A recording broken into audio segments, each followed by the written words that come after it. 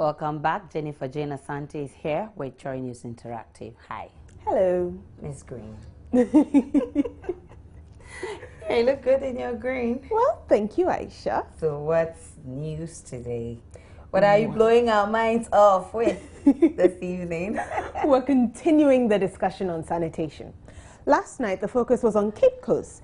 Tonight, we'll be shifting our lenses to Ashaiman. And we're asking, what is the worst thing you've seen someone do when it comes to managing his or her sanitation? See two guys, they just carry the waste and dump into the gutter. In fact, I was shocked. Ooh. It was a time of twiddling thumbs at Parliament today for musician Black Rasta and Professor Alex Dodu. CNN has offended Kenyans. We'll tell you what that's all about pretty soon. It's all coming up in the next half hour with me, Jennifer Jane Asante. Let's get interactive. This is made possible by Airtel. I'll tell you how to get in touch when I get back.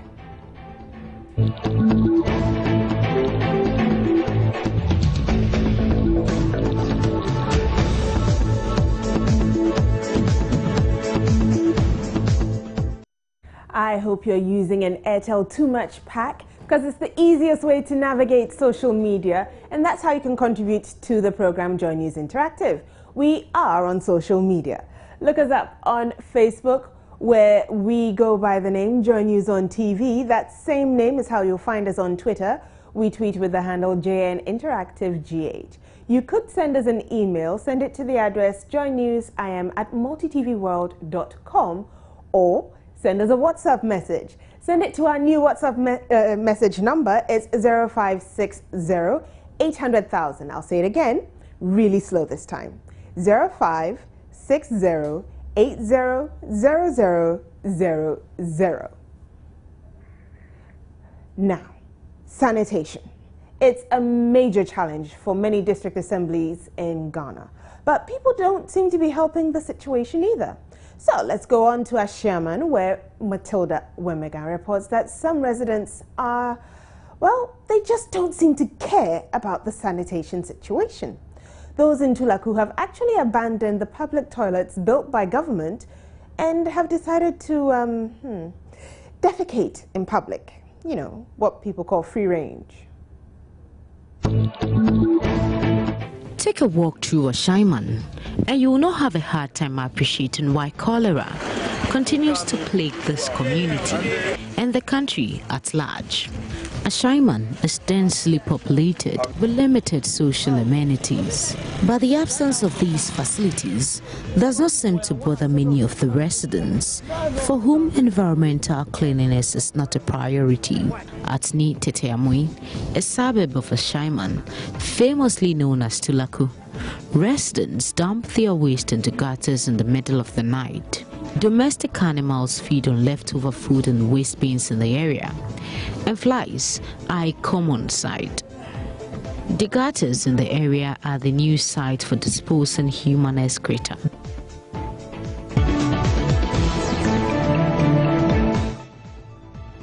That's a whole lot of gross. I mean, how did people dispose of their rubbish before there was a Zoom line? Now, I'm only asking this because some of the situations being offered to deal with the sanitation problem include more investment into waste management and education.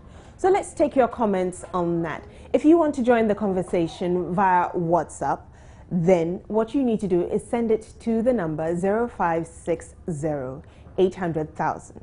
That's 0560-800000. Now, the conversation about waste management has been sparked by the latest sanitation rankings that we shared with you yesterday. We'll get to that in a bit, but as I said, there are comments to be looked at. You can send your messages via WhatsApp. I'm going to start with the messages on Facebook and let you know what people are saying there.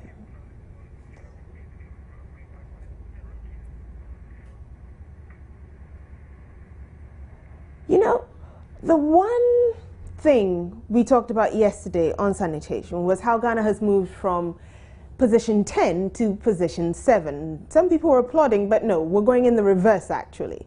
You guys are still talking about that, so why don't we take the views from the streets first? I not surprised about the outcome of Ghana being ranked as the 7th dirtiest country in the world, because as a country we've failed in managing waste. Someone will drink sachet water or something and will just drop it on the road. Even in a vehicle where he or she can drop it in the vehicle, they will just put it outside.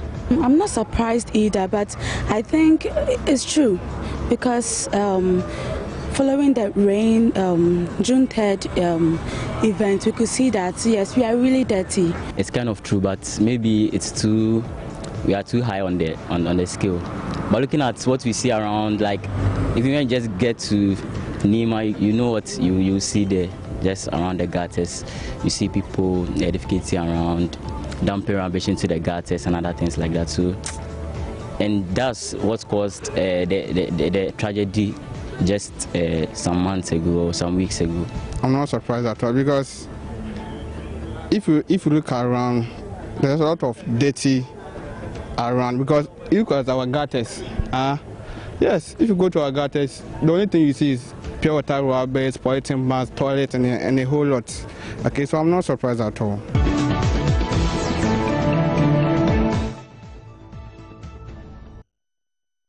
Now your comments are coming in, so let's take a quick look. Zion in Wa says, oh God, Ghana is too dirty and filthy. No wonder Ghana is now the 7th most dirty country in the world. I think the Ministry of Environment has failed completely. Ghanaians must also change their attitudes and behaviors. We have Edna from 2nd D calling out on God to help us. And then this one reads, I think the issue of sanitation is all about the mindset of Ghanaians. Our laws should be enforced. It's coming from Prince in Techiman. Keep those messages coming in. I'm just checking Facebook. We'll come back to WhatsApp. It says, so we asked you what the sanitation situation in your neighborhood was, whether it was clean, if there was a pile of rubbish that hadn't been collected in months. And we've asked you to take a picture or a video and send it to our WhatsApp number. Again, I'll give you the WhatsApp number. It's right there on the screen, 0560800000. Or you could just post it on our Facebook page. And I'll start off with Prosper, who says in his area at Tegbi in the Keta municipality, it's clean. They don't have any problems. John Mensah says in his community the situation is bad. He is at Somenia, and there's quite a lot of plastic waste around the main market. Salifu says, what about, his place is clean, everything about sanitation in Wolensi is okay. So let's go back to WhatsApp. And this message says, Ghana is one of the dirtiest countries in the world. He's not surprised, but you left out your name and where you're sending the message from. Please remember when you're sending in your messages. Now, it's no secret that we are also part of the problem. You know, we've been finding out what's the worst thing that you have seen somebody do when it comes to handling sanitation. I see some, what do you call Abu when I was riding a motorbike. I see two guys, they just carry the waste and dump into the gutter. In fact, I was shocked. And at the same time, I was driving somewhere, and one of the passengers eat some waste rubber things, throw it somewhere. And I asked him, what, my friend, what are you doing? He said, so no one yet, a better no double prime side, it me to an car. I just came out from my house and I saw someone putting rubbish in gutter, and once it was not bin, it has not been the rubbish. It is poorness. Actually, someone can wash or maybe water from utensils or something and just pour it in the gutter by the roadside with food in it. It will lead to choking of the gutter. Somebody sitting in a car, especially a private car, and throwing pure water sachet on the streets. I traveled to the north and they just throw refuse just in front of their house. They don't take it anywhere, just in front of their house. They just throw it there. So the refuse is just around. So anywhere you pass, you see refuse there.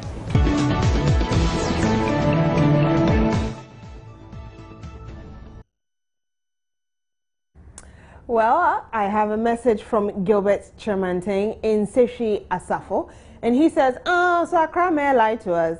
That Accra is the cleanest city in Africa. Ashaiman is the home of our next sender. His name is Bob Etonam. And he says the MP is doing absolutely nothing. There are bad roads and poor sanitation.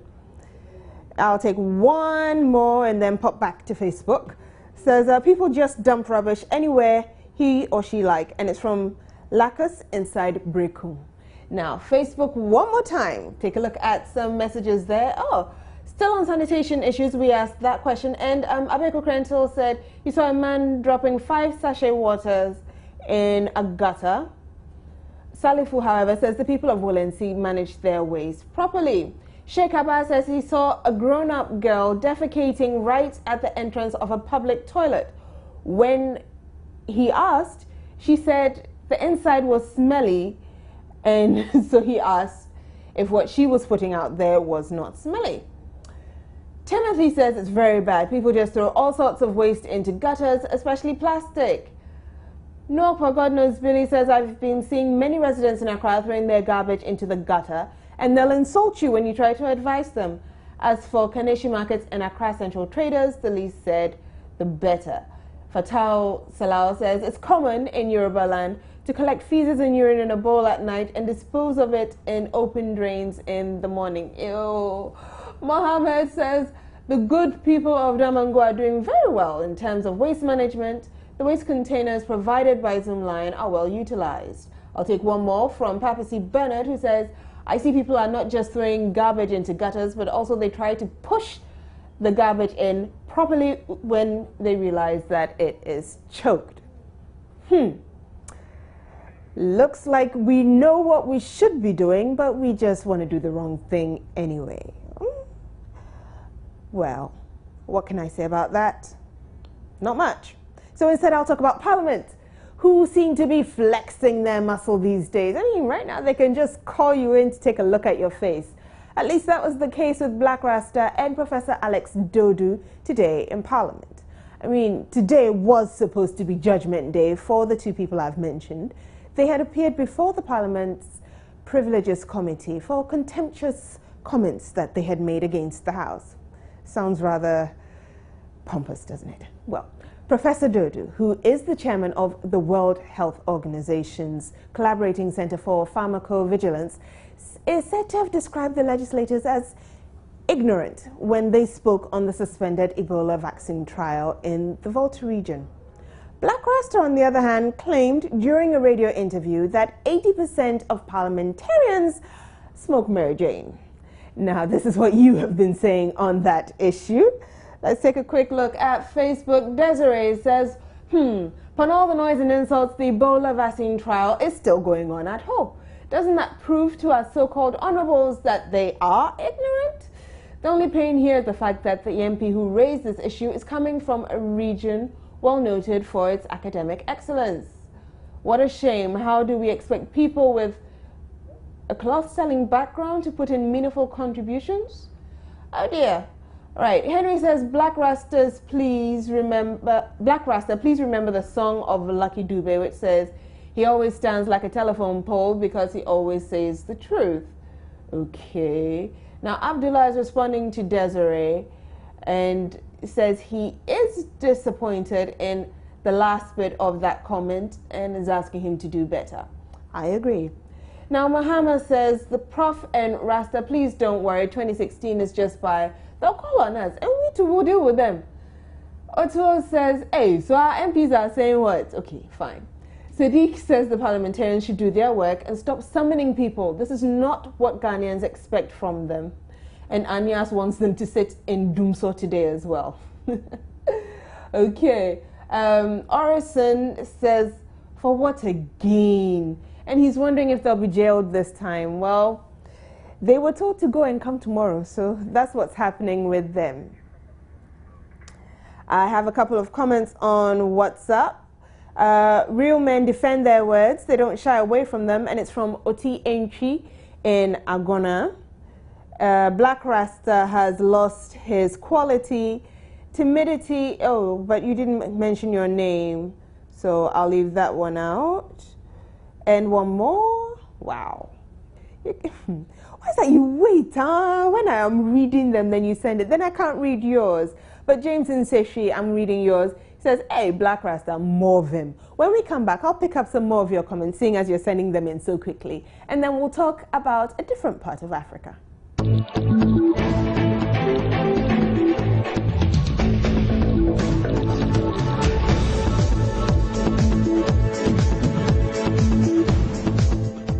Welcome back. Now, Seydou Abdul Wahid in Abrumase says Ghanaians should just leave Black Rasta alone. Desmond Prince in Hohoi says, I seriously agree with Prof. Addo. And Kent in Hohoi says he thought they were forgiven when they apologized. He hopes to see them freed. They're not jailed. And he's saying Black Rasta Morvim. And one more says, oh, okay, this is a story from Oliver in Sunyane, and he tells us that behind the post office there's a bean cellar and a large pool of stagnant water. It smells and breeds mosquitoes, and nobody seems bothered. But all sorts of workers stop by to buy her beans, and he thinks it's just terrible to see people living in such a situation here in Ghana. Well, that's enough about Ghana for now. Let's talk about Kenya. President Barack Obama is going to visit Kenya tomorrow, and it's being talked about on every major news outlet internationally. But that isn't the only thing. You see, the coverage of his visit to Kenya has gotten social media buzzing. CNN, you know that news agency, yes, in one of its slugs, as you can see on the screen, has written something there. It's talking about, well, it basically described Kenya as a hotbed of terror. Why don't we check out how this issue is trending on Twitter with Lord Harris Asare.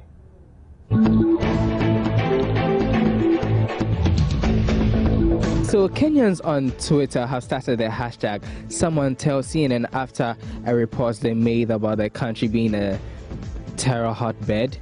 Let's go see what the reactions are. First tweet is from Julie Gikuru, well, and it's a letter. Dear CNN, you are accountable to a wide global audience, and sensational or irresponsible headlines will be called out. Hashtag KOT, hashtag Someone Tell CNN. Next one is from Bariru Law, and he tweets at Bariru. Hashtag Someone Tell CNN that the damaging reports they give about our continent, Africa, will not stop it from being natural and beautiful. Okay, here's another tweet from Chip Koi, who tweets at Honorable Franklin Bett. Hashtag Someone Tell CNN the 1998 terrorist attacks in Nairobi and Dar were on American facilities, with Kenyans being collateral damages. Final tweet on hashtag Someone Tell CNN is from Manny Mo, and he tweeted at Manny Mo 13. I'm an American student working in Nairobi, and I can tell you it is not a hotbed of terrorism. The kindest people here. Elsewhere, however, people are really excited, and the hashtag Obama Homecoming is also trending. First one is from Benji Indolo. It's like Christmas Day is tomorrow. This Obama fever. Hashtag Obama Homecoming. Here's another from MA3 Route. Traffic flowing smoothly on Nsa Road from town. Hashtag Obama Homecoming. Right, so those are some of the reactions from Kenyans on Twitter. My name is Lord Harris Asare. Meanwhile, Obama's Kenyan grandmas can't wait to meet him. Elderly women in the Siaya County in the west of the country are taking English classes ahead of the U.S. president's visit. The grandmothers say they are learning English so they can speak with President Obama when he comes home. The women hope that their son will pass by during his 3-day state visit. We have some comments on this, so let's take a quick look. Facebook first. So Kenneth Ofori says,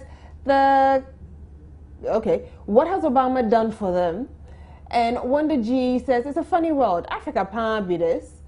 Albert Akwesi says, oh, see how some people are commenting. How is this a concert? To their own perception, their son might have forgotten how to speak his mother tongue, so it's best to speak his language. Nana Kwame is just laughing.